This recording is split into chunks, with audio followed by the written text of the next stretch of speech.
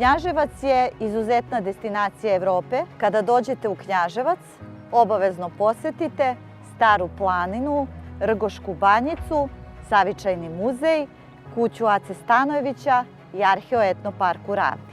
Takođe, ono što bih izdvojila je da je Dragoljub Aleksić, takozvani čovek od čelika, poznati reditelj, scenarista, akrobata i glumac naše Gore liste.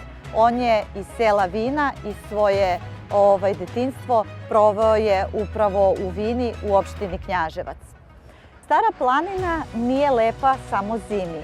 Ona ima izuzetan biodiverzitet. 203 vrste ptica i 116 vrsta leptira nalaze se upravo na Staroj planini. Mnoge lekovite biljke, tako da je Stara planina poznata i za one koji su ljubitelji lekovitog bilja i koji bilje koriste u fitoterapiji.